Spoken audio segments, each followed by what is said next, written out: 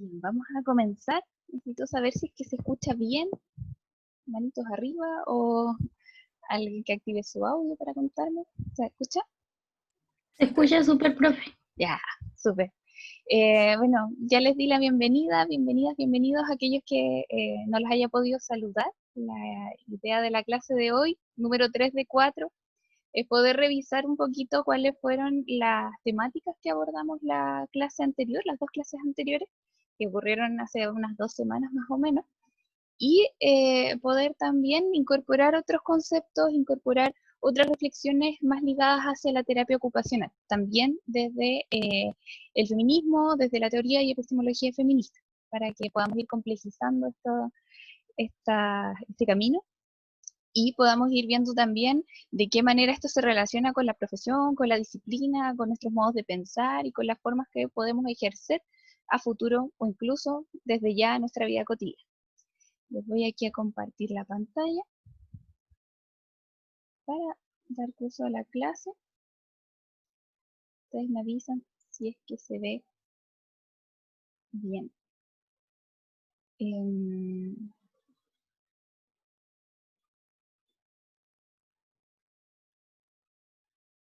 Ahí está. ¿Se lee?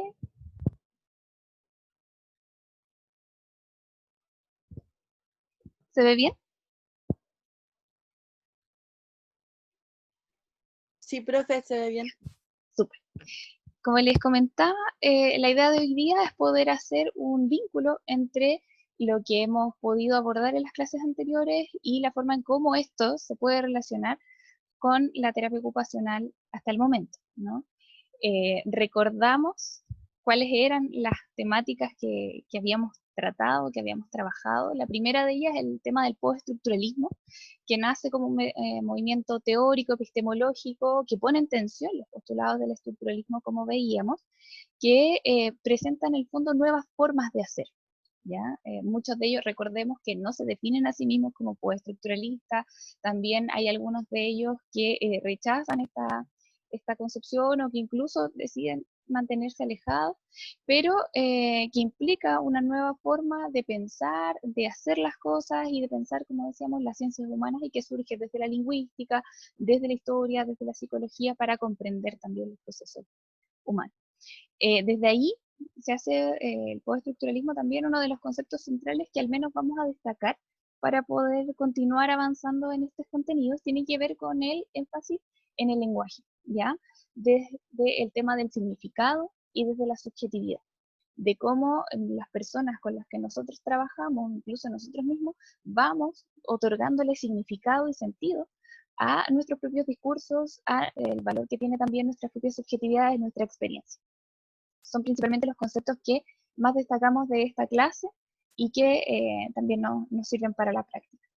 Del contenido de epistemología feminista es importante recordar que nace como movimiento político, ya en la teoría feminista eh, se basa también de acuerdo a una trayectoria de activismo, ¿sí? La epistemología feminista nace a propósito en los años más 80 en la academia, pero antes tiene una historia, tiene una trayectoria y una forma de cuestionar el mundo sumamente interesante y que creemos que es importante relevarlo. Recordamos que ahí hicimos un análisis de distinto tipo. Al principio abordamos desde una perspectiva más histórica en relación a las olas del feminismo, cuando hablábamos. Veíamos también la forma en cómo se ordena a través de una primera ola, en donde tenemos esta vindicación de los derechos, nacen ciertos discursos de mujeres que se sustentan y que dicen, oye, nosotros necesitamos generar espacios de igualdad, espacios en donde tengamos incluso el mismo derecho a ser juzgadas de la misma forma. ¿Ya? Por otro lado, en una segunda ola tenemos aquellas que promueven los derechos civiles a través del sufragismo, a través de ciertos movimientos sociales ligados a el derecho al voto, la concreción de derechos civiles, ¿sí? En una tercera ola, por su parte, tenemos aquellas mujeres que se preocupan de temas como más sociales, que tienen que ver con la estructura social, cuestionar la estructura social, nacer conceptos de patriarcado, emergen con mayor facilidad, y del mismo modo también el tema de la diversidad sexual. Y podemos decir, en debate todavía, alguna cuarta ola que tiene que ver con la presencia de los activismos digitales, un activismo mucho más presente, internacional, y básicamente orientado hacia la lucha contra la violencia de género. También vimos el tema de las epistemologías feministas, algunas más ligadas al punto de vista, ¿no? Ahí debatíamos un poquito en ese entonces sobre quién puede hablar desde qué lugar, en nombre de quién, realmente yo tengo la potestad para poder hablar en nombre de alguien o estoy hablando en nombre de todas o solo hablo en nombre mío, ¿sí? ¿Hay otro que está hablando por mí? También era interesante esa pregunta, sobre todo lo que hablábamos en relación al espacio de la disciplina como terapeutas ocupacionales, que fue una pregunta muy interesante que salió también. Y básicamente todo esto de la epistemología feminista aborda la manera en que el género influye en el quién y en el cómo conocer, ¿sí? Y ahí se abordaban tres espacios, tres posturas sumamente distintas la una de la otra, con ciertas críticas y con ciertos espacios de adhesión que nos permiten también situarnos en relación a este contexto y que están también ligadas a los tipos, entre comillas, de feminismo, en donde se aborda también desde una perspectiva más política. Finalmente, la epistemología también, ¿por qué no? También es política, ¿sí? El lugar desde donde yo estoy declarando conocer y desde donde yo decido qué conocer y cómo, también es una decisión política y creo que eso igual es importante dejarlo aquí de manifiesto. En esta oportunidad, siempre tengo conflicto con, y pasa la hoja, ahí sí. ¿De qué manera estos conceptos se vinculan con la terapia ocupacional? Hice como una especie de lluvia de ideas con cosas que me parecen relevantes que los dos conceptos anteriores, las dos clases anteriores nos pueden servir. La primera es que a través de ciertos postulados estructuralistas, postestructuralistas y también de las epistemologías feministas podemos comprender de una manera mucho más enriquecida las problemáticas humanas. Ya no desde un lugar dado como cierto o quizás como una verdad absoluta, sino que desde un posicionamiento de cuestionarnos, ¿sí? Ojalá siempre con algún tipo de duda para poder decir realmente desde dónde yo estoy conociendo, desde dónde estoy interviniendo, desde dónde también me estoy posicionando para promover eh, ciertas cosas o no otras, ¿sí?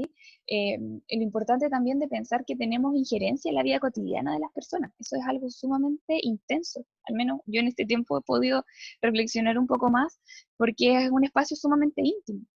Pero ahí también podemos decir realmente cuál es la esfera de lo personal. Y volvemos a los postulados feministas que dicen lo personal es político, ¿sí? Entonces, intervenir en la vida cotidiana también parece ser un acto político que nos interpela constantemente como terapeutas y que es algo que no podemos desconocer, ¿sí? En ese sentido también, al momento de intervenir, de generar espacios de acompañamiento con otras personas, es necesario primero comprender cuál es nuestro lugar. Aquí está la incorporación del enfoque situado, reconocerlo, poder declararlo si es que es pertinente, y también poder saber y estar en disposición de incorporar la subjetividad y los significados personales.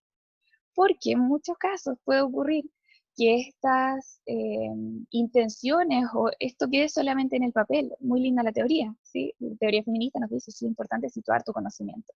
Desde los aportes del postestructuralismo también tenemos espacios que nos dicen sí, podemos valorar la subjetividad y los significados personales, pero en el momento de plantear los objetivos puedo ser yo solamente quien lo está planteando.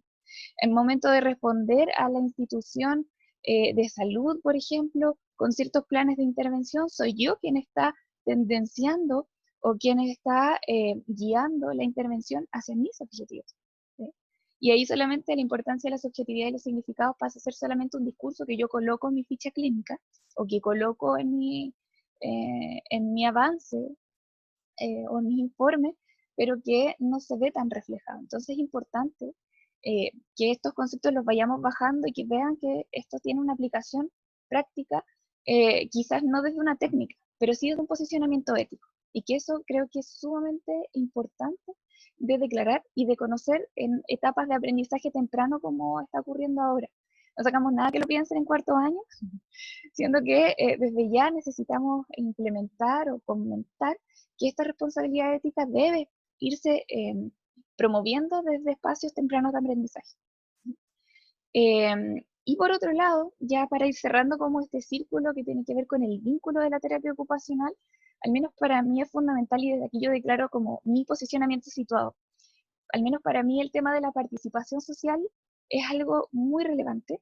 Fue mi tema de tesis para el pregrado y creo que es un área que nosotras se nos pide que podamos potenciar, pero que muchas veces no se estudia o que muchas veces se ve de una manera instrumental. Por ejemplo, yo potencio la participación social, para no decir que potencio los espacios de inclusión, porque a mí me gusta más la palabra participación social, como potencio que esas personas puedan intervenir en sus comunidades, formar parte de ellas. Con lo que está ocurriendo, con todos los movimientos sociales que están ocurriendo en Latinoamérica, en Chile durante este último año, y que ha sido estos últimos 2 años, al menos para mí, han sido como sumamente relevantes en términos de participación social, entendida también bajo la mirada de ciertos autores, miradas muy latinoamericanistas. Creo que es un espacio relevante para la terapia ocupacional. Muchas veces, como les comentaba, la participación social se ve de manera sumamente instrumental, pero creo que es un aspecto fundamental de la intervención o de los ámbitos de acción de las personas. Todos participamos en nuestras comunidades, todos generamos cambios desde nuestros espacios de acción, y reconocerlo desde una mirada de la terapia ocupacional puede ser súper enriquecedora también. En este sentido, los cambios que se han ido dando en Latinoamérica debido a los movimientos sociales también nos hace cuestionarnos respecto a de qué manera fomentamos una participación social en las personas que atendemos, a las personas que acompañamos, y, y cómo vamos también a través de esa participación generando espacios de transformación. Creo que son sumamente relevantes, sobre todo pensando que la epistemología feminista, al menos en este caso, surge desde, en respuesta también a todo un movimiento social. Trata de darle cierto orden, ver de qué manera esto se vincula con la ciencia, pero no es quien establece una verdad, sino que la estudia simplemente. Y en este sentido es importante también ver de qué manera estos movimientos sociales van generando realidad también. Y nos puede aportar mucho para el ejercicio de la profesión. De este modo, la propuesta, voy a quitar este cuadrito, voy a dejar un poquito más hacia la esquina para poder ver mejor. La propuesta o la mirada que les quiero plantear hoy día tiene mucho que ver con la influencia de la terapia ocupacional en la economía. ¿Sí? Muchos podrán decir, ¿qué tiene que ver esto con postestructuralismo y feminismo? Mucho que ver, ¿ya? Lo vamos a conversar ahora. Como les hablaba, para mí el tema de la participación social es una de las formas fundamentales de integración de la comunidad, de participación, valga la redundancia, y que tiene que ver con cambios o posibilidades de transformación. Ya vimos que gracias a movimientos feministas se han podido generar cambios al interior de las universidades de mayor o menor medida en algunos de estos dispositivos. Ya vimos que la presión social también fue generando, después del 18 de octubre, a partir de espacios de participación, generó que el Congreso hiciera más propuestas, estuviese más presente, generó un espacio de presión que fue abordando o posibilitando las transformaciones. El mismo 10% también es una forma de cambio que nos abre la puerta a nuevas transformaciones precisamente por la participación social, ¿no? Entonces, esto modifica y tributa, digamos, a una economía un tanto más general, que es lo que está acá abajito. Si pensamos las ocupaciones de una manera tradicional, como nos suelen enseñar, ligadas básicamente, bueno, a actividades significativas, ¿no? Pero muchas de las ocupaciones o del rol que tiene el terapeuta es de habilitar a las personas para poder desempeñar una actividad productiva en la mayoría de los casos, ¿no? O es lo que suele ser la solicitud también de las personas. Yo quiero volver al trabajo, es lo que las mutualidades también nos sugieren, tenemos que generar espacios de recuperación para que las personas puedan volver a trabajar. Y esto, entendido desde una lógica más neoclásica de la economía, resulta sumamente directo, ¿no? Rehabilitamos a personas, así también fue gestionado en los inicios de la terapia ocupacional, ¿no? Rehabilitamos, recuperamos a personas, acompañamos en este proceso para poder volver a la esfera productiva.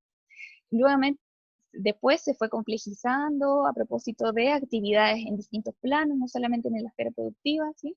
Pero es sumamente interesante esa mirada. Finalmente, la terapia ocupacional puede influir directamente en la economía al producir o al recuperar sujetos que por alguna situación se vieron imposibilitados de producir y luego los transforman para que puedan sustentar este espacio económico, entendido desde la visión, como les decía, más neoclásica, que tiene que ver con el valor, con el mercado, con el capital mismo.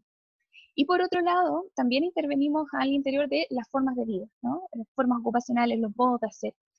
Y aquí me meto como en un espacio distinto, que tiene que ver con, quizás nuestras formas de vida también están obviamente impulsadas por nuestras formas de consumir. Si vemos, por ejemplo, los anuncios ahora a propósito de la pandemia, las cuarentenas y el Instagram, los anuncios que nos aparecen influyen en nuestras formas de vivir, nuestras necesidades y en las formas que tenemos también de consumir. Y eso también es un impacto a la economía, ¿no? A la economía entendida, obviamente, desde un punto de vista más clásico. Todas estas cosas, en el último tiempo podemos dar ejemplos sumamente concretos de cada una de ellas, de cómo la participación social generó cambios en la economía, de cómo nuestras formas de vida y también de consumo han ido generando espacios económicos de mayor o menor aceleración. Y por otro lado también cómo las ocupaciones, ya sea desde lo que me genera un significado en mi vida cotidiana, en mis intereses, o incluso también las ocupaciones obviamente productivas, generan y tributan directamente a espacios económicos. ¿Cuál es la propuesta de la clase del día de hoy? Es repensar esta economía, repensar desde una perspectiva feminista y también ver de qué manera esto se vincula con la existencia de nuevos movimientos sociales, ¿sí? Puede que uno diga, esto no me calza mucho, pero vamos a ver que sí calza y tiene bastante relación, porque es importante pensar, y de hecho yo nunca me he hecho la pregunta, ¿no? Como el rol de la terapia ocupacional que siempre nos dicen es muy social. Y ahí es donde uno dice, realmente la economía pareciera no ser social, es que siempre una esfera pareciera aparte, ¿sí? En este sentido, le vamos a dar una vuelta a eso. Hay una propuesta que habla sobre una economía feminista, ¿sí? En ese sentido, esta propuesta analiza la economía desde perspectivas de género, ¿sí? Y una genealogía hace alusión a cómo se va urdiendo, cómo se va tejiendo a lo largo del tiempo, del camino. En la década de los 80, de los 90, hay influencias de de la Escuela de Nueva Economía Doméstica. Esa escuela surgió en los años 70, más o menos, ¿ya?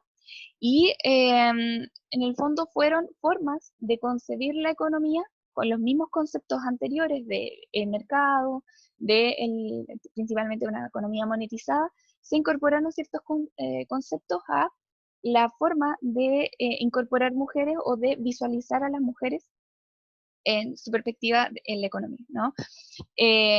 Este espacio genera una reflexión sobre el capital humano, ¿ya?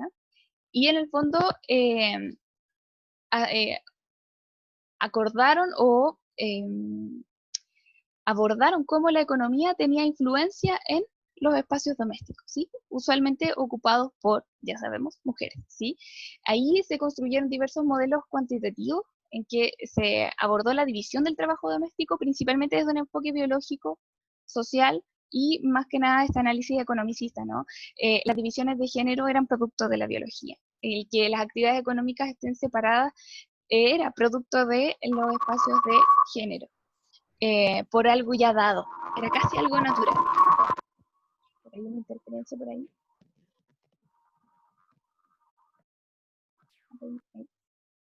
Ahí está.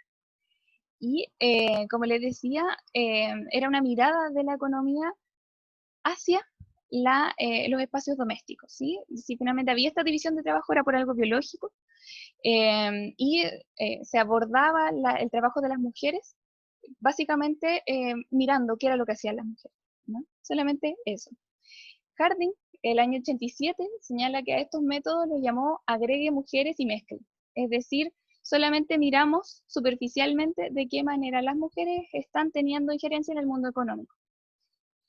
De este modo, obtenemos dos distinciones conceptuales. La primera es la economía de género, ¿sí? Que de esta escuela nace principalmente desde la Asociación Internacional de Economía Feminista. Hay un contexto histórico también detrás, que en los años, principios de los años 90 teníamos a Ronald Reagan en Estados Unidos, a Margaret Thatcher en Reino Unido, y teníamos a un desplazamiento hacia una derecha más liberal en estos espacios económicos del orden mundial, que en el fondo veían que es cierta conveniencia de incorporar al análisis de las mujeres a la economía. En el fondo, ¿de qué manera el analizar a las mujeres me permite que yo pueda mejorar mi economía? Básicamente eso, ¿no?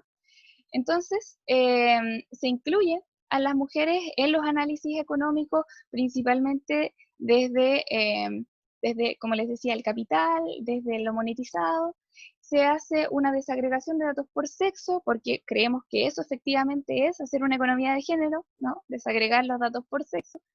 Y el bienestar se encuentra medido principalmente, tal como dice ahí, por la cantidad de ingresos, ¿no?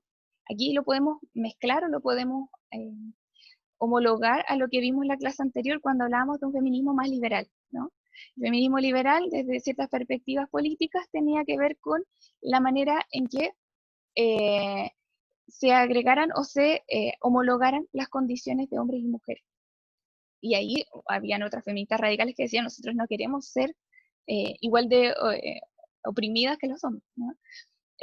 Pero aquí los economistas que estaban en esta asociación creían que era posible erradicar los sesgos androcéntricos y superar la desigualdad agregando mujeres, ¿sí? Agregando a las mujeres al análisis y finalmente analizar la relación salarial, el trabajo remunerado como elementos claves para igualar a los hombres, es decir, mujeres con relación con salarios, primero que tengan remuneración y luego que sean igualitarios, era algo que bastaba.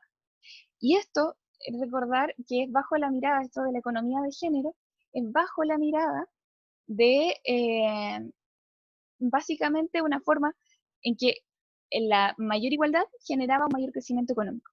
O sea, la pregunta fue, ¿qué es lo que hace que nosotros podamos tener un mayor crecimiento económico? Bueno, agregamos las mujeres. Parece que eso es lo que está faltando, ¿sí?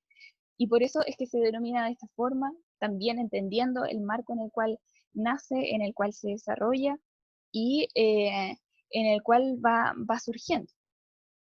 En respuesta a esto, está precisamente la economía feminista, que tiene también hartos aportes desde un feminismo latinoamericano, ¿sí? En donde cuestiona finalmente al modelo capitalista. Dice la economía de género solamente, como decía Harding, agrega mujeres y mezcla, agrega mujeres al análisis, pero no realiza un análisis sustancial de qué significa la economía, ¿sí?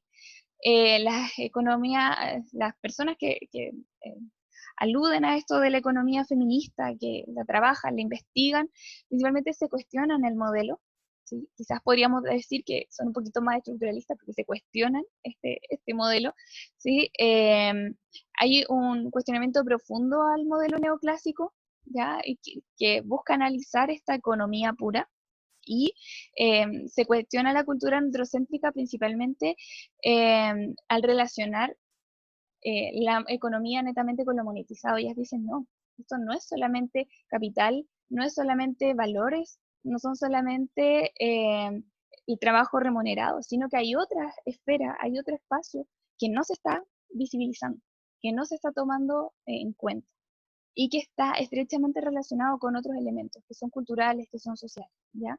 Las teóricas de la economía feminista, las activistas también de la economía feminista, eh, consideran que el trabajo doméstico es en sí mismo economía, ¿ya? Y abre el cuestionamiento sobre la forma de concebir el mundo.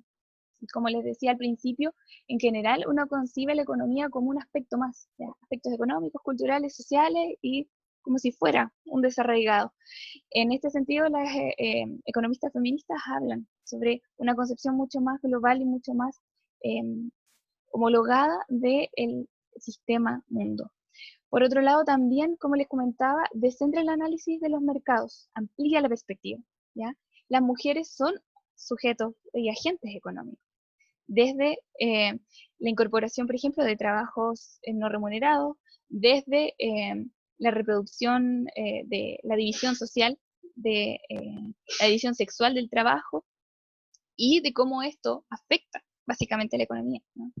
Y existe también esta perspectiva de que la economía feminista no solamente va a tributar a una mejora económica, no como la economía de género, que en el fondo a mayor igualdad, mayor crecimiento económico, ¿sí?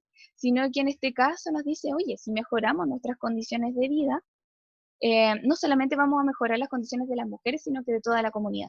Y en este sentido es una perspectiva un poco más integradora que nos permite concebir los procesos económicos de manera mucho más global. De este modo, los aportes de una economía feminista principalmente reconocen que hay una economía para la vida como algo fundamental. ¿Ya? La sostenibilidad de la vida es un concepto sumamente interesante, muy profundo además, obviamente no vamos a entrar en esa profundización, pero que tiene que ver con que la economía debe tributar a los procesos vitales.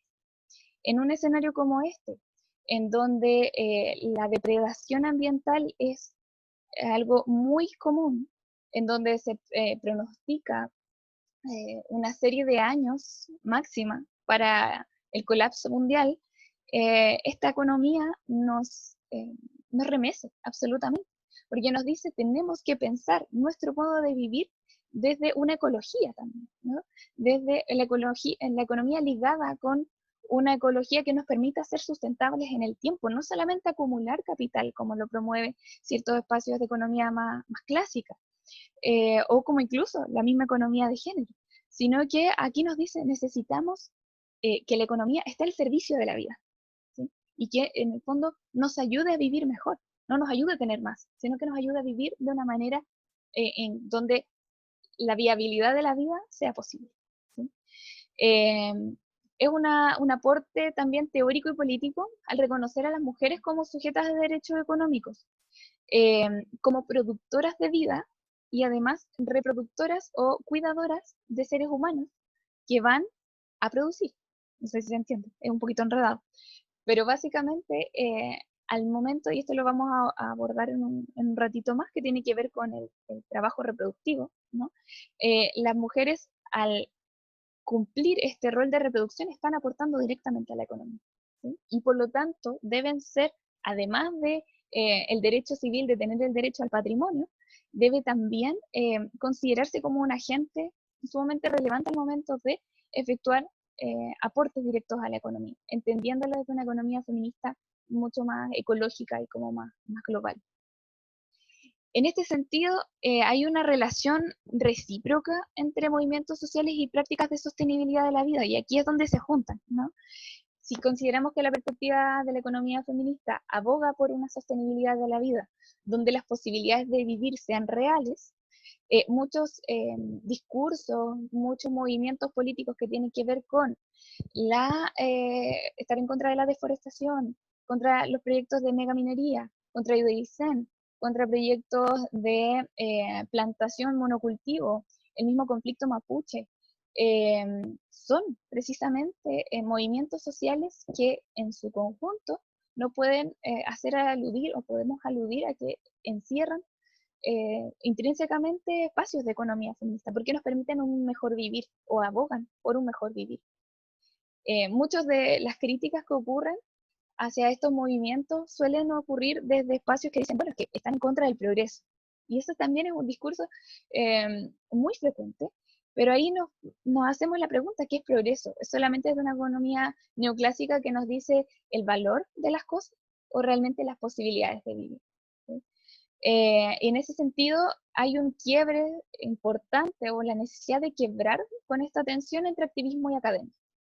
Hay muchas activistas que además están escribiendo o están generando contenido y están hablando sobre esto. La economía feminista en general es un espacio que nos permite romper esa tensión entre lo que hacen los teóricos y dicen que hay que hacer y lo que efectivamente se hace, ¿sí? Y creo que es importante hacer esa distinción y ver que necesita estar un poco más integrado, ¿no? Que el activismo y la academia deben ir un poco más juntos. porque si no vamos a estar hablando de cosas totalmente distintas y los académicos van a estar en un lugar sin conocer realmente cuáles son las problemáticas humanas, hablando y citándose entre ellos sobre paper de cosas que no necesariamente es lo que está ocurriendo. También, por último, se resignifica el tema del trabajo y la economía, ¿ya? Las economistas feministas cuestionan la acumulación de la riqueza como una contraparte de la pobreza, ¿sí? También el tema de una pobreza es de múltiples dimensiones y cuestiona conceptos tales como el mercado y el Estado. Desde ahí, teniendo eso como base, es importante, como les decía, que en el fondo es la promesa de esta clase, el poder bajarlo, poder situarlo, poder tomarlo un poquito más en relación a la terapia ocupacional. Y desde allí nos aparecen los aportes a la terapia ocupacional de un artículo muy enriquecedor, al menos me gustó mucho, que es el de Débora Grandón, que en el 2018 habla sobre la función económica de las ocupaciones feminizadas no remuneradas, ¿ya? Una crítica desde la economía feminista y que la postula en la revista de Ocupación Humana. Hace un análisis sumamente interesante a través de un ensayo, ¿ya? Igual lo van a tener ustedes para que lo lean, porque ahí quizás les va a quedar un poquito más claro, lo van a poder relacionar, sobre la relación entre las ocupaciones, ¿ya? Y las relaciones de género que permiten el modo de producción capitalista, que se reproduzca de acuerdo a la expropiación del trabajo no remunerado de las mujeres, ¿sí? Y alude a conceptos súper interesantes y centrales que también aborda la economía feminista en términos generales. Desde aquí destacamos tres cosas. El primero es el entender, primero, el trabajo no remunerado, como las siguientes cosas. Primero, el trabajo doméstico, ¿ya? Segundo, el trabajo de cuidados. El trabajo también voluntario y el trabajo en o para la comunidad, que en general no suelen ser remunerados, ¿ya? Lo importante de esto y el análisis y el aporte que hace es que nos obliga a pensar respecto también a los cuidados. Y aquí la autora rescata a otros autores que finalmente hablan de cómo los trabajos de cuidado es algo transversal y que no es solamente una etapa de nuestra vida, sino que es transversal a todo nuestro ciclo vital, ¿ya? Importante considerar que este trabajo no remunerado se asume como dado, ¿sí? Como se hablaba en un principio, se asume como algo determinado por el género, porque yo estoy segura que si nosotros pensamos en esto, pensamos en los espacios de trabajo doméstico, de cuidado, vemos a personas, ¿sí? Esas personas tienen nombre, probablemente son nuestras mamás, probablemente son nuestras abuelas, probablemente también seamos nosotras mismas, ¿sí? Ejerciendo trabajos domésticos, de cuidados, trabajos voluntarios. Aquí también está el espacio de activismo, ¿no? Como un espacio de trabajo no remunerado, que en muchas ocasiones no es reconocido, ¿sí? Otro aporte conceptual que realiza la autora es la división sexual del trabajo, ¿ya? Que se relaciona un poquito con lo que estaba hablando recién, y que en el fondo son la reproducción de ocupaciones generizadas, ¿ya? En el fondo, la forma en cómo esa ocupación o esa tarea se le asigna a un género determinado, y que podíamos ver en el cuadro de la clase anterior, ¿no? Donde habían características asociadas a lo masculino, características asociadas a lo femenino, y que en general el espacio privado, el espacio doméstico, está ligado a las mujeres, ¿sí? Y que en el fondo esta reproducción, estas ocupaciones generizadas, ¿ya? Tributan a una función económica fundamental dentro de la estructura social y en general está invisibilizada, ¿sí? Y por otro lado, tenemos el trabajo reproductivo, que alude principalmente a que lo productivo, lo que sostiene la autora, solo puede existir si existe lo reproductivo, ¿no? De manera en que el trabajo de cuidado, el trabajo reproductivo, forma a los sujetos que se transforman en fuerza de trabajo.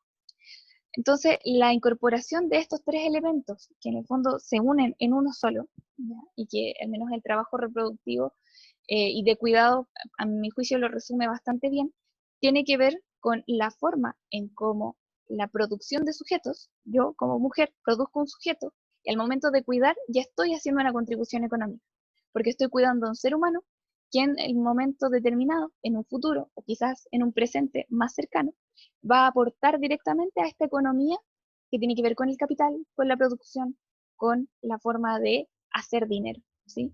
Al momento en que yo hago una cama, ese espacio en donde yo genero o libero una necesidad, que es la de tener la cama limpia, o la de tener la cama estiradita, la de hacer una comida, libero a otra persona de hacerlo, ¿sí?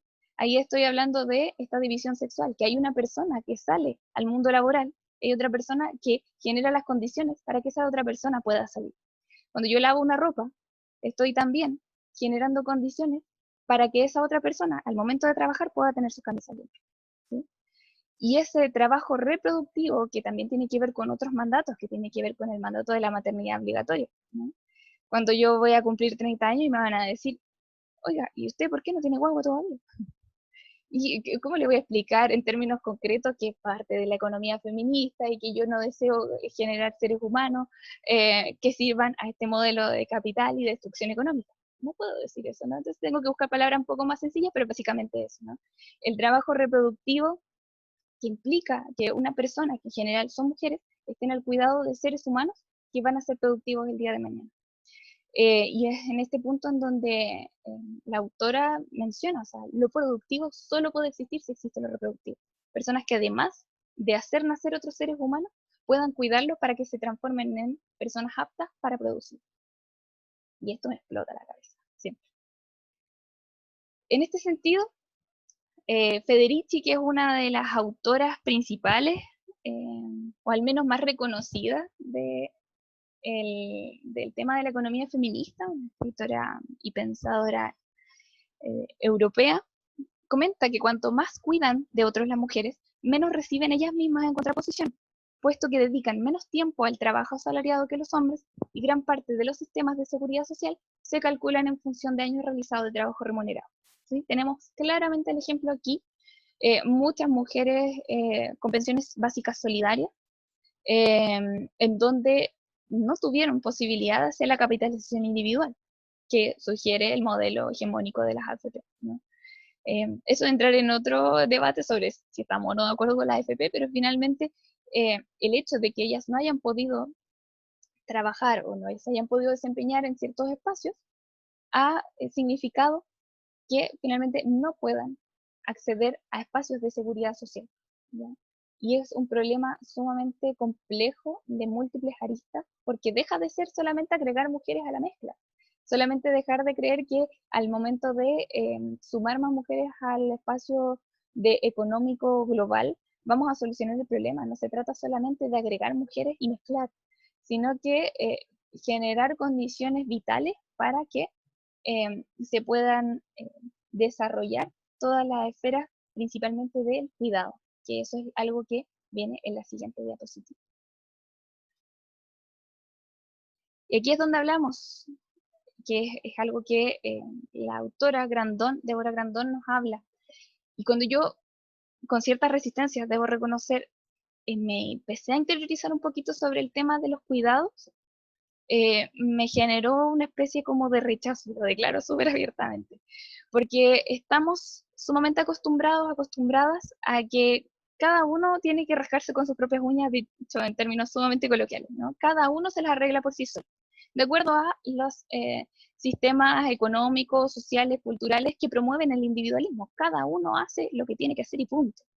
Los trabajos o la perspectiva desde los cuidados, que también tiene toda una teoría detrás, implica que en el fondo todos requerimos cuidado a lo largo de nuestra vida, ¿ya? Que no es solamente parte de el ser bebé, no es solamente parte de los cuidados que requiere una persona en situación de discapacidad, no son solamente los cuidados que requiere una persona adulta mayor o persona mayor, ¿sí? Sino que todos requerimos en algún momento cuidados, y todos necesitamos cuidados, y por lo tanto también el cuidado debe ser algo transversal, debe ser algo socializado, y no debe ser exclusiva de un género o exclusiva de eh, una actividad neta, ¿ya? En este sentido, ella dice, el derecho a cuidar y ser cuidados tendría que desplazar el lugar que actualmente tiene el capital en nuestras estructuras económicas. Por eso la economía feminista es tan rupturista, porque en el fondo dice, el centro no es el dinero, el centro es el cuidado, no solo de nosotros como seres humanos, sino de todo el entorno, de todo nuestro ecosistema, ¿ya? para dar paso a una sociedad que cuente con las condiciones para producir y reproducir condiciones que posibilitan la vida en sí. De este modo, el cuidado se erige como una cosa central de la economía feminista. De ahí hay muchas teóricas españolas que hablan sobre una economía basada en los cuidados. Y aquí recuerdo también una charla a la que asistí una vez sobre unas matronas que decían los cuidados del puerperio, de las mujeres que han estado cursando por un embarazo, el primer año de vida de los bebés. Por algo es tan socializado el tema de las tribus, porque son las tribus en general quienes cuidan. Ahora se está también potenciando eso desde ciertas perspectivas feministas, en donde los cuidados sean algo transversal, pero genera bastante extrañeza y rechazo porque no estamos acostumbrados, al menos en mi caso particular, quizás no estamos tan acostumbrados a cuidar, a acompañar a otros. Y de modo en que claramente está socializado como una carga, porque claro que lo es, pero es porque está también centralizado en personas específicas. Es un tema que lo dejo ahí para la reflexión. A mí yo todavía le sigo dando vueltas, sigo pensando al respecto. Es un tema bastante interesante sobre cómo se transfiere en que el lugar principal que tiene el capital, el dinero, lo monetizado, pase a ser los cuidados, ¿sí? No solamente de la vida de las personas, sino que de los entornos de los ecosistemas en general. Y la autora habla también de, un poquito graficando lo que se hablaba anteriormente, que tiene que ver con la economía del iceberg, que como hablaba y decía, para que existan los procesos productivos deben existir los reproductivos, ¿sí?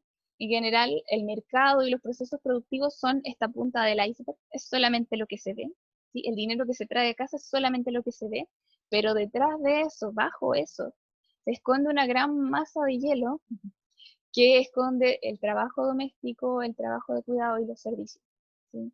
Y hay varios autores que también refieren y aluden a, a ese espacio. Y aquí ligamos todo lo anterior con eh, las ocupaciones, cómo concebimos y cómo comprendemos las ocupaciones en esta reproducción de relaciones de género y poder, ¿ya? Hay una autora que a mí me gusta mucho, que se llama Eloísa da Rocha Medeiros, que aborda y también critica o se distancia de ciertas nociones positivistas de la ocupación como un fenómeno exclusivamente individual o intrínseco, ¿ya? Que solo interactúa con el medio social, ¿no? Entonces, como si la ocupación fuese algo solo, una burbuja que está en un espacio que no se relaciona o que se relaciona a veces con el medio social. En este sentido, critica duramente al modelo de ocupación humana, ¿sí? Y critica que en el fondo es un espacio despolitizado, eh, que concibe la ocupación y el medio ambiente o el medio social con una influencia recíproca, ¿ya? Y habla que en el fondo esto es algo idealizado, ¿sí? Hay patrones de vida asumidos como normales al interior de este modelo y en el fondo se alude al descanso solamente como un proceso más, un momento más del proceso de trabajo. En el fondo señala que en esta crítica que hace, que la manera de vivir no cuestiona los hechos sociales de determinación histórica y que finalmente el descanso es parte del proceso productivo, ¿ya?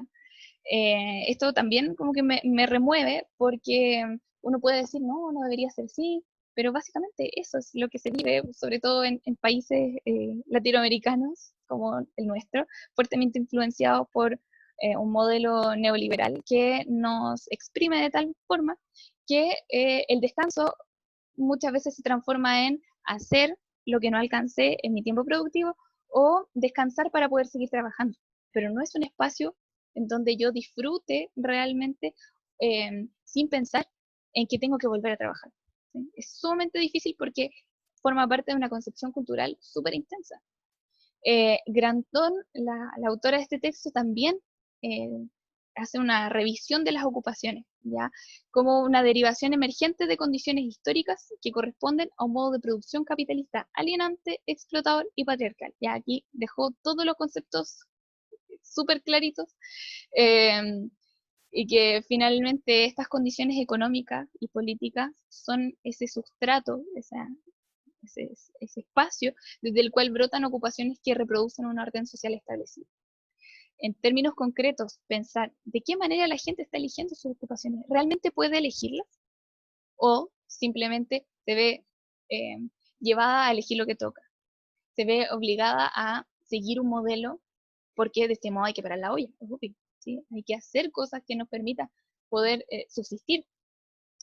Pero de qué manera también las ocupaciones reproducen el orden social. De qué manera las elecciones, entre comillas, ocupacionales de las personas están influenciadas por el género y siguen reproduciendo esta forma de vivir. Mónica Palacios, el año 2016, habla sobre la ocupación también y finalmente como una actividad humana que se construye en expresión de cultura en la vida cotidiana y que está producida por circunstancias simbólicas pero también materiales, ¿sí? Y aquí ella alude que finalmente las relaciones de género conforman un entramado simbólico complejo y fundamental. Hay un estudio que tengo por aquí, que no se los pasé para que lo lean, pero que aborda precisamente una de las discusiones que teníamos la semana pasada, que tenía que ver con la concepción de cómo el género influía en la percepción de los terapeutas ocupacionales. Se llama Terapeutas Ocupacionales, influencia del género en su desempeño laboral. Es realizado por profesionales de la Universidad de la Frontera, se los puedo dejar por si es que les interesa, de qué manera los propios terapeutas ocupacionales perciben que hay ciertos espacios delimitados por el género o no, ¿ya? También hay harto de espacios generacionales. Suelen estas discusiones estar más incentivadas por espacios o por generaciones mucho más recientes. Las generaciones anteriores suelen quizás no tener esta reflexión un tanto más incorporada. Entonces es importante ver cuáles son las reflexiones de nuestra generación también, tanto hacia la ocupación como en relación a los terapeutas ocupacionales y sus propios significados. Aquí tenemos otra cita también de la misma autora en su texto, que nos habla que más allá de pensar que una persona opta por aquellas ocupaciones culturalmente coincidentes con su género, ¿ya? Podríamos decir que finalmente la cultura genera sujetos generizados, ¿sí? Cuyas ocupaciones son una afirmación de aquello, pues los sujetos son la ocupación, ¿ya? Chan, chan. O sea, básicamente, esto también me lo cuestionaba en el programa en el cual yo participo, finalmente, de qué manera promuevo o no que las personas, ya sean identificados como hombres, mujeres, puedan elegir realmente una ocupación, puedan elegir alguna carrera que sientan que va con sus características, siendo que finalmente estamos generizados por una cultura y esta ocupación es la reafirmación de esta influencia. Y ya para ir terminando, quiero dejar algunas preguntas y desafíos en relación, que también en el fondo no son mías, sino que son de la autora, que me pareció muy interesante poder abordarla. Primero, el pensar la terapia ocupacional como un dispositivo que nos resocializa, ¿ya? Que favorece ciertas habilidades y formas de actuar en el mundo y que permite cuestionarnos como disciplina. En ese sentido, ¿qué acciones realizamos cuando acompañamos a mujeres? ¿Qué acciones realizamos o qué buscamos reforzar en mujeres versus en hombres? ¿Qué actividades buscamos reforzar en la población adulta mayor? También vamos mezclando, ¿no? Vamos haciendo esta intersección. Población adulta mayor y mujer.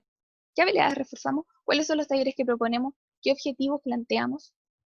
Quizá no es necesario salir todavía, porque muchos me podrán decir, yo todavía no salgo a prácticas, todavía no lo sé, en nuestra vida cotidiana. ¿Qué es lo que promovemos con las personas mayores de nuestras vidas? Con las mujeres de nuestras vidas. ¿Qué asumimos como normal? ¿De qué manera nosotros también generamos acciones en nuestros hogares, en nuestra cotidianidad? ¿Hacia qué espacios favorecemos sus procesos de inclusión? ¿Están mediados por el género? ¿Tengo yo aquí la concepción de que las mujeres tienen que hacer un taller de tejido si son mujeres mayores? ¿Tengo aquí la concepción de que el hombre tiene que hacer el taller de carpintería que yo le estoy proponiendo? ¿Cuáles son los espacios que vamos favoreciendo? ¿Incluimos realmente los significados y la subjetividad de las personas? ¿O cumplo yo porque yo sé hacer un maravilloso telar, ¿no? En ese sentido nos tensiona, nos pregunta, nos interpela constantemente la autora hacia nuestras propias prácticas. Como digo, no solamente prácticas profesionales, sino que también prácticas cotidianas. Y por otro lado, tensionamos los lugares que ocupan las personas o buscamos que finalmente se adapten de una manera irreflexiva hacia los roles tradicionales que se nos dice que deben cumplir. ¿Tenemos opciones de conversarlo siquiera? Sabemos que vamos a estar mediados por los dispositivos, por las instituciones, pero creemos que es importante poder siquiera reflexionar. ¿A usted de verdad le gusta esto? ¿O quiere adaptarse a esto? ¿O tal vez no? Y quiere probar otra cosa. Para finalizar, de los aportes que nos realiza, ya sea el postestructuralismo, la epistemología feminista y por último, la economía feminista, que probablemente es algo que no conocíamos todavía, mantiene esta mirada crítica característica del postestructuralismo, ¿sí? Estas formas de buscar darle una vuelta, de no aceptar quizás todo como dado. El tema de reconocer explícitamente que no hay una neutralidad, que tenemos un lugar situado, que es necesario reconocer, identificar, remarcar, posicionar. Lo importante también de reconocer la función económica fundamental de lo no remunerado, el hecho de que mujeres estén reproduciendo seres humanos y además cuidándolos para que sean seres productivos, eso es tremendo. Y en ese sentido también tenemos a la terapia ocupacional, o sea, la función directa hacia la economía es muy grande. Entonces, repensar también hacia qué economía queremos dirigir nuestras acciones, una economía neoclásica que está básicamente dirigida hacia el dinero o hacia la sostenibilidad de la vida, hacia una economía también ecológica. El tema de la tarea que les dejé sobre esto, que también me genera cosas, que tiene que ver con visualizar la posibilidad de una economía centrada en los cuidados, centrada en no solamente cuidar a quien lo necesita o quien está en alguna situación en donde no se puede, comillas, cuidar solo, ¿no? Que es como o no se puede ocupar de ciertos espacios para cuidar a otro, o sea, perdón, para ser cuidado. En este caso, ¿cómo transversalizamos los cuidados? Cómo el cuidado pasa a ser, más que un cuidado, una colaboración, una cooperación. Es muy interesante porque nos hace replantearnos sobre cómo estamos relacionándonos. Y por último, también hay un cuestionamiento a lo largo de este planteamiento, un cuestionamiento a las formas de reproducción de las estructuras hegemónicas a través del género, a través de la economía, a través de una serie de espacios que también se interconectan y que se van entrelazando. Eso sería, ya con esto vamos terminando la clase del día de hoy. Les agradezco su escucha activa, espero. Y si alguien tiene algún comentario, alguna reflexión, los escucho atentamente en este caso.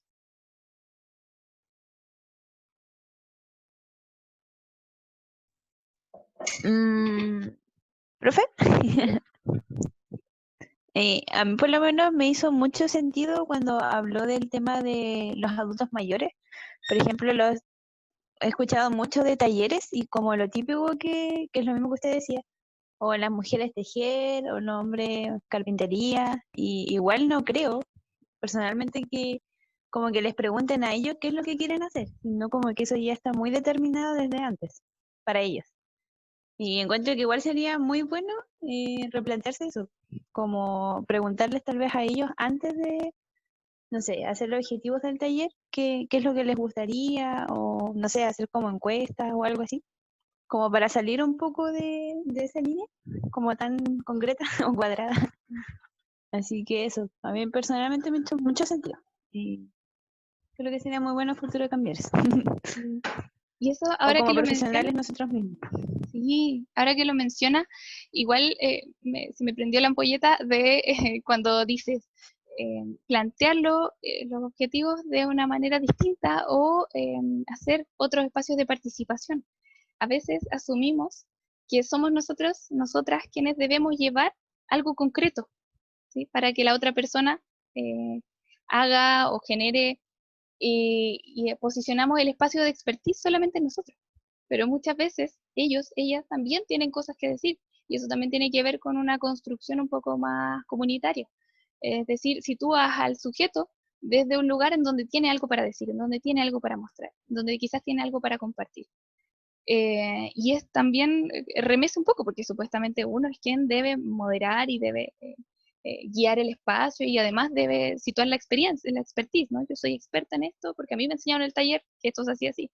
pero obviamente para todos no funciona, pues, y hay saberes en todas partes, y eso también es parte de una concepción mucho más integral del conocimiento, y que igual forma parte de ciertas perspectivas feministas, que todos poseemos, todas poseemos conocimiento, no solamente quien tiene el título o el bordadito con su nombre en el delantal.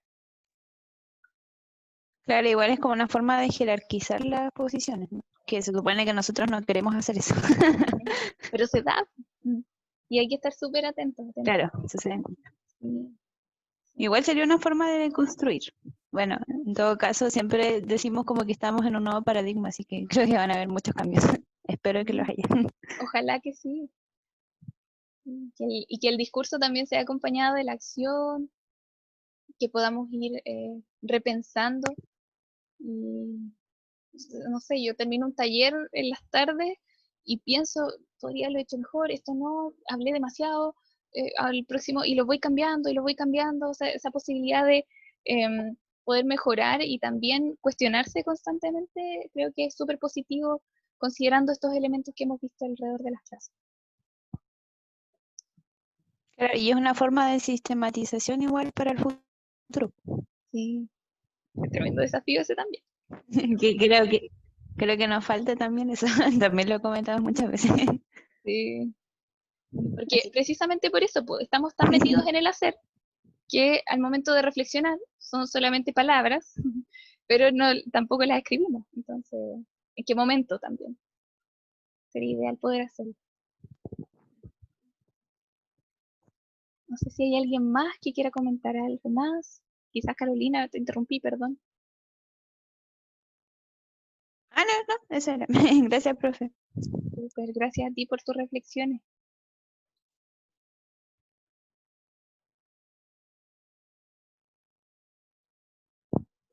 Profe, igual también puede ir como cuando a los adultos mayores se le hacen como talleres como, no sé, recordar el nombre, recordar cuántos hijos, como siempre, y a veces hay muchas personas que están como bien en su lado cognitivo, pero como que se tiende a reforzar y no se ven como otros lados, quizás, no sé, el lado emocional o su pasado, que hay a personas que les gusta como recordar o contar historias y solo se le está reforzando constantemente solo eso.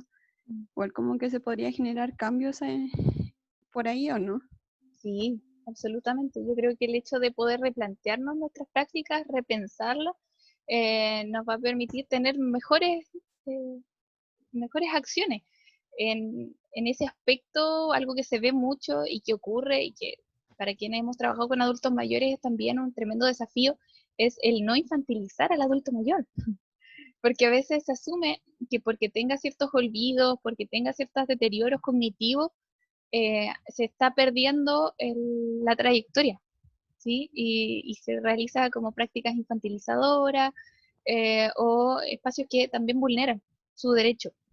Entonces creo que es súper interesante lo que tú dices y de qué manera la intervención situada permite que se esté trabajando aquello que la persona necesita y que además disfruta.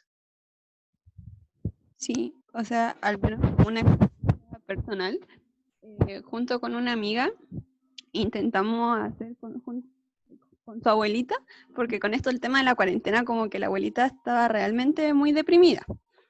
E intentamos como hacerle un cuaderno como de su vida, así como un diario personal.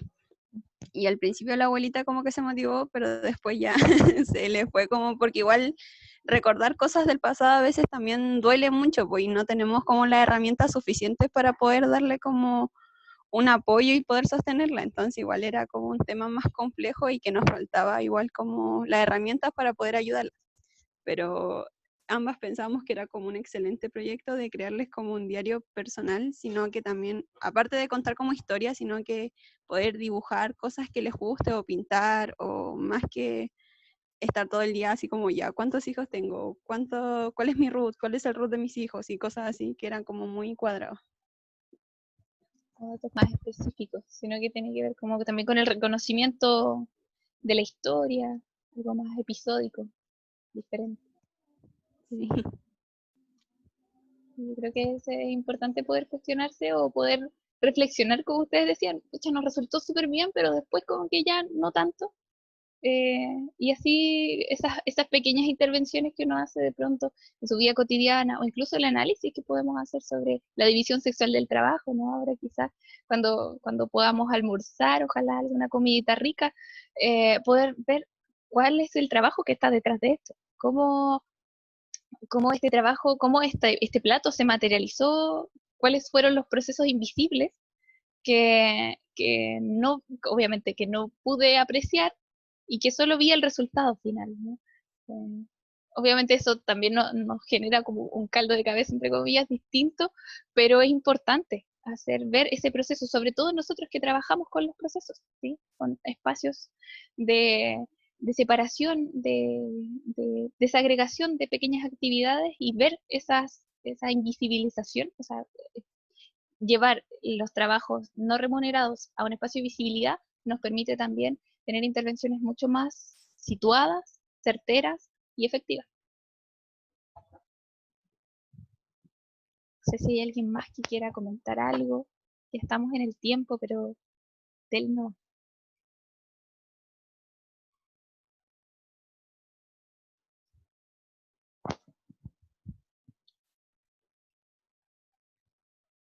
Profe, y en el caso de que una persona como que dependa de otra persona que haya tenido, por ejemplo, un accidente cerebrovascular, cuando usted estaba hablando como al principio, el profe Juan también puso un comentario como de perspectiva a la independencia y a la autonomía del individuo.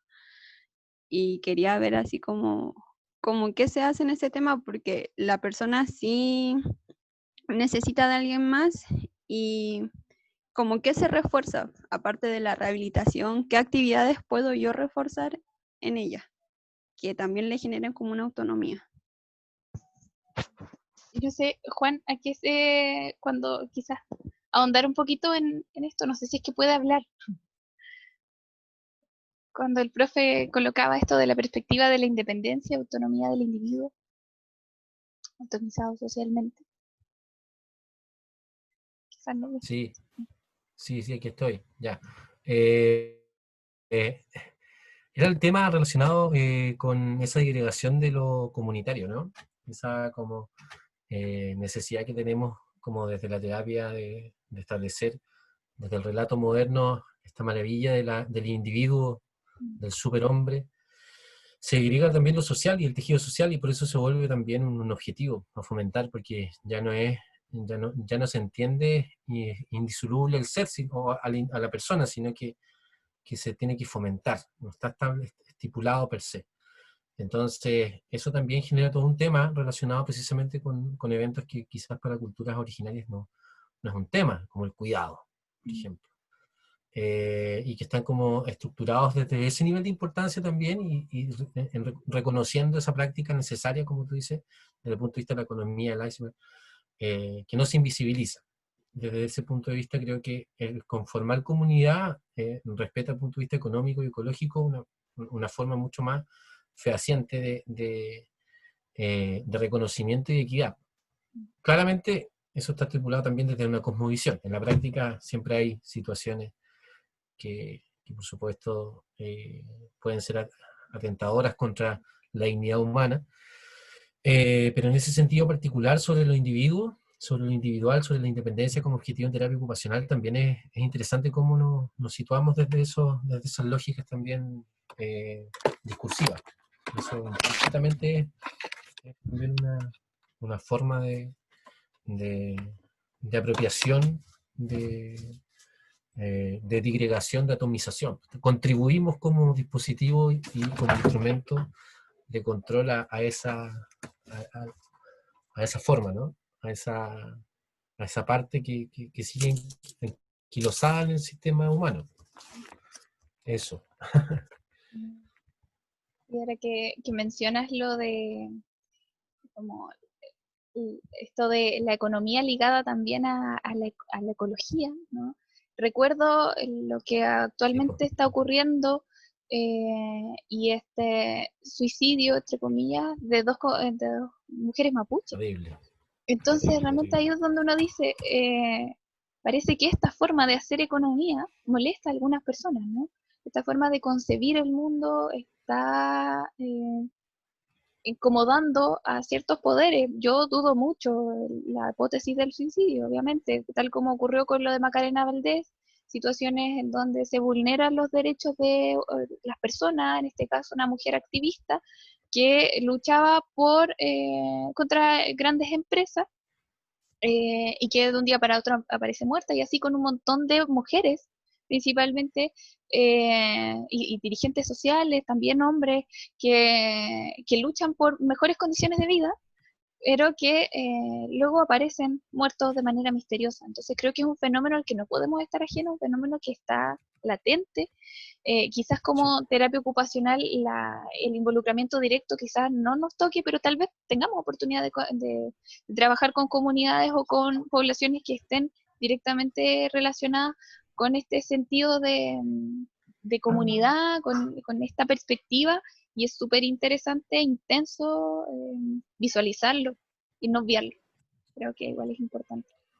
Sí, sí, importante lo que tú dices a propósito también de que estoy convencido de que en el futuro vamos a mirar para atrás y vamos a visualizar también como un montón de elementos que en estos tiempos tuvimos que quizás reaccionar de manera distinta a nivel social, digo yo, porque lo que ocurrió con las mujeres en el silla es un hecho dramático y terrorífico, creo yo, y nos Sí, posiciona también en un escenario súper oscuro, sí, que creo que es necesario también de reconocer y de advertir en ese sentido.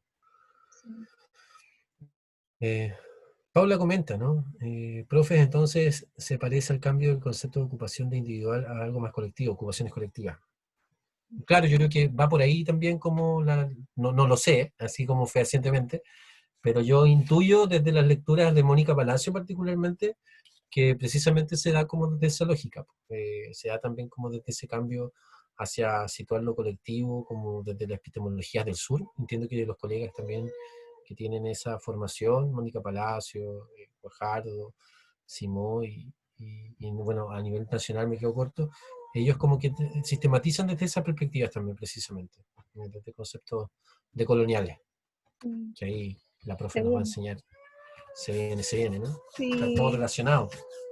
sí. Y en ese sentido también está esta incorporación de todas las personas que tienen acciones, así como mencionaba Romina, creo que era, así como qué se hace en este caso de personas que tienen que sí o sí recurrir a otros, ¿no? Yo creo que lo importante es como reforzar esa pequeña comunidad que rodea a esa persona que requiere de cuidados, ¿no? De qué manera el cuidado no recae solamente en una persona, en la hija mujer, la menor, ¿no? Que son como los estereotipos de el cuidado, la que no se casó nunca, la que no tuvo hijo, entonces le toca cuidar a los papás, ¿ya?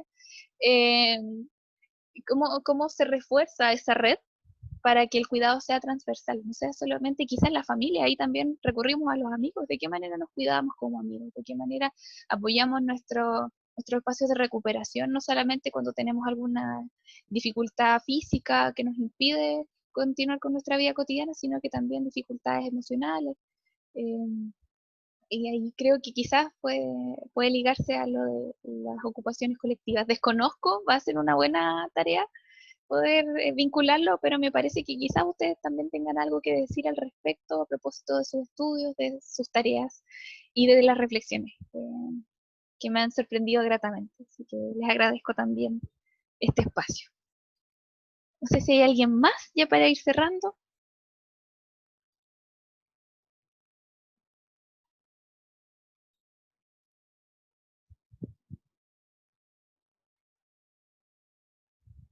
Les agradezco mucho a todas su Nadie parece. participación.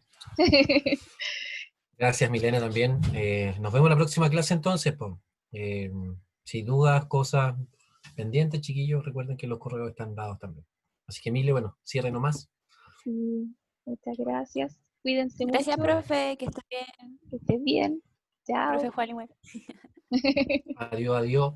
Gracias Milena, nos vemos entonces. Nos vemos.